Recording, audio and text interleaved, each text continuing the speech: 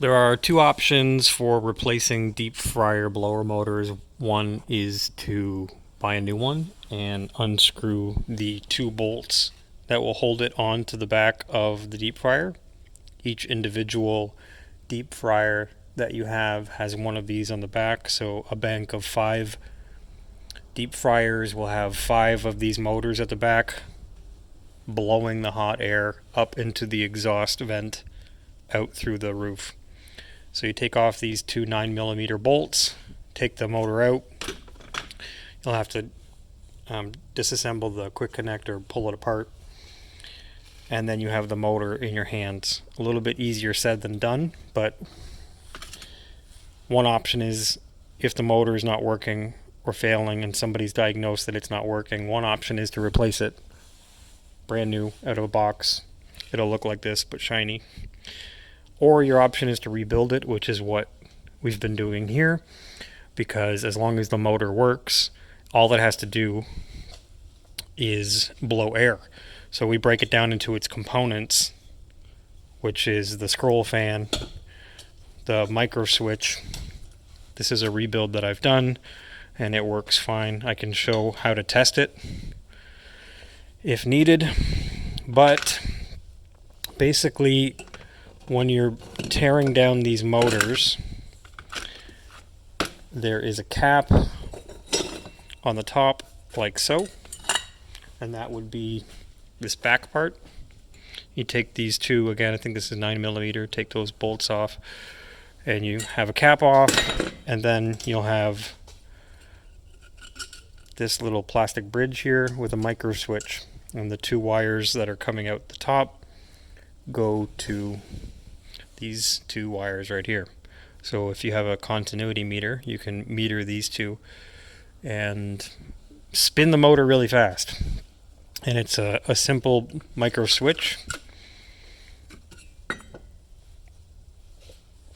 And the micro switch can be tested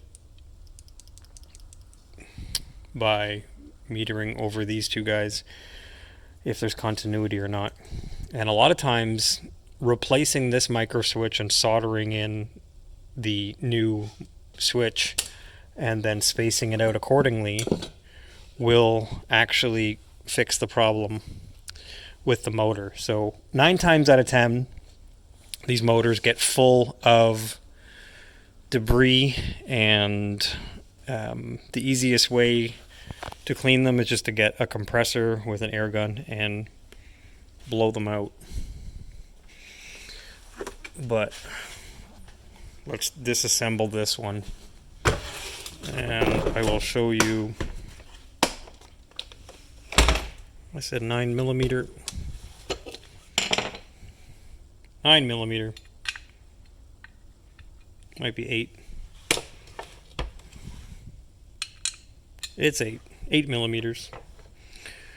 I believe it's the same size bolts that hold it onto the back of the deep fryer as well.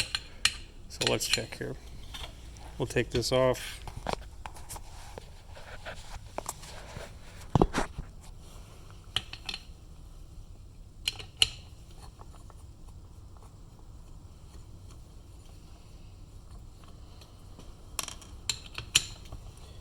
And the power source for this motor is 120 volts. So theoretically, you could plug it directly into a wall to test it, or on a switch, and that's exactly what I do to test it. So as we discussed earlier, you have the micro switch here, and this is the main trouble spot that you wind up getting. So what you're looking at here is a very fancy way to break the circuit to the computer board. If the motor is spinning, you have centripetal force pushing these two levers out, and that causes this plunger to go down and disconnects the micro switch in there, which is just a button.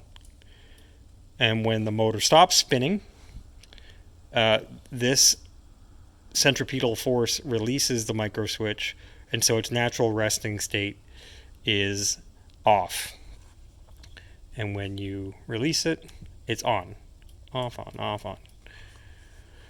So sometimes what winds up happening is this plastic plunger here will deteriorate with heat. It's just plastic. And a lot of times what happens is this micro switch in here deteriorates. So in this case, what I did, and I have a bunch of these rebuilds that I could show you. I rebuild them for fun. But anyway, a lot of times this micro switch will get overheated, stop working, and then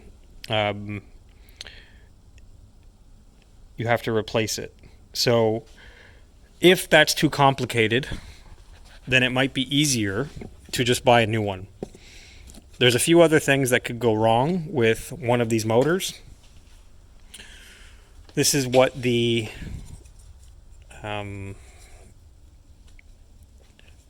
motor shaft, the stator actually, or the rotor actually looks like.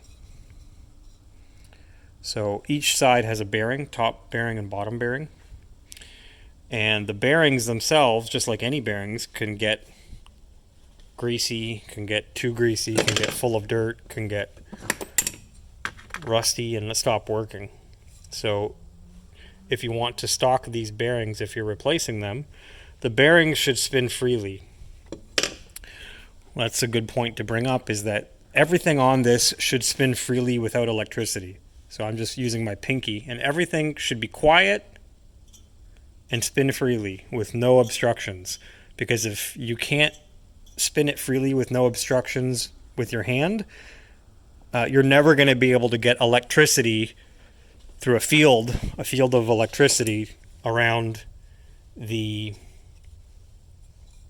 field coil and rotor to actually push these contactors and push it in a circle through just a field.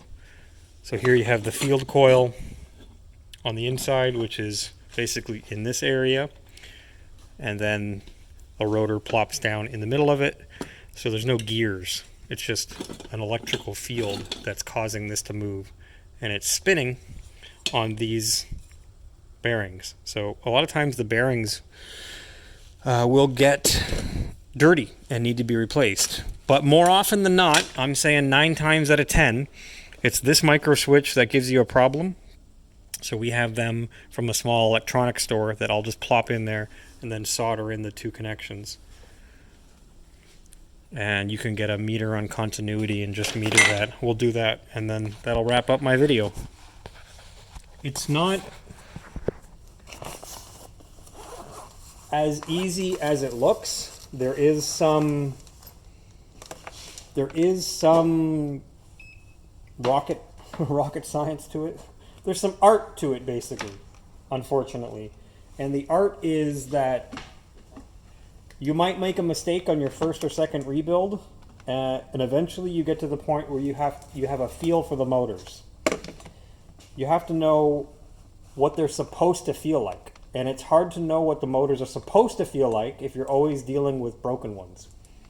So my advice would be to grab a new motor for the fun of it. You're going to need one anyway, even if you rebuild or don't rebuild. So right now, I'm metering the top of that micro switch, and as you can see, its natural state is off, and when I put the plunger down, it's on.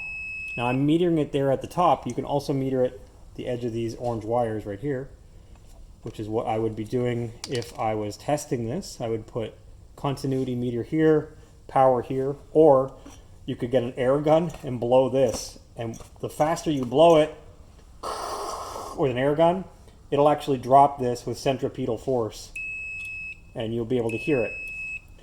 So that sends a switch to the computer board, and the computer board lets the flame know, okay, you can turn on now. I don't think I can do this with just a hand, but it'd be funny if I could.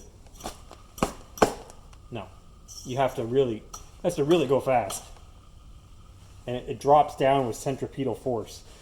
If I had any air guns here that were pressurized, I would show you, but trust me, when this is spinning fast, the whole thing drops and this turns on. And so you have to ask yourself, what's the proper gap between the bottom of the micro switch plunger and that plastic plunger on there? The proper gap is exactly what you're seeing here, which is just kissing. Just kissing. So the reason I'm taking the time to show this particular problem is 9 times out of 10, that is the problem, is the micro switch and the fact that the whole motor would be dirty. When you're putting it all back together, I like to put hot glue, or you can put in something that prevents the bolts from loosening off, zip ties to hold your wires off just so. And then when you put the cap back on the top, you don't want to tighten the bolt so tight that it interferes with the work you just did. You want it just so the cap is on. This cap is not anything to do with the motor other than just a cover. So it can be put on just so. It doesn't have to be super tight. So when I'm putting it back on, I'm just putting it on so the bolts are snug. I'm not reefing it on there. And then after you've tested it with a continuity meter like that, you could plug it in. So the white wire and this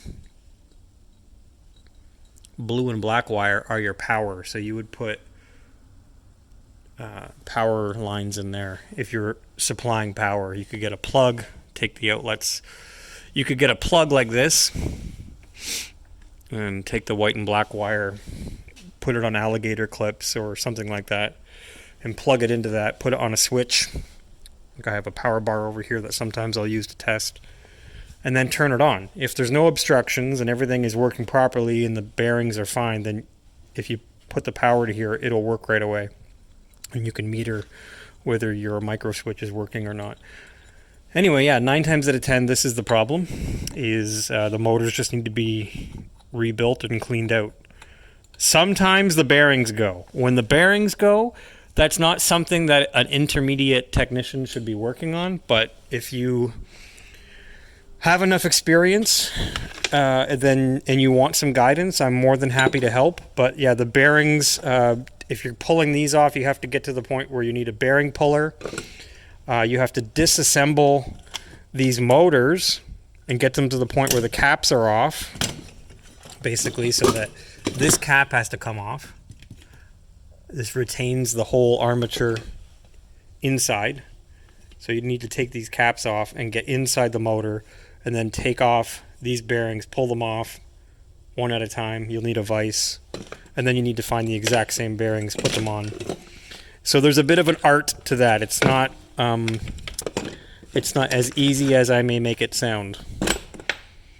And then when everything's put back together, the motor should again spin freely, put it back in, and it should work fine. I would test everything on a bench like I have here, test everything with power if you're rebuilding before you go out to a job site or one of your restaurants or deep fryers, and try to put it back in. So I rebuild these for fun. And I have, I don't know, 9 or 10 here, or you can buy them brand new. That's up to you.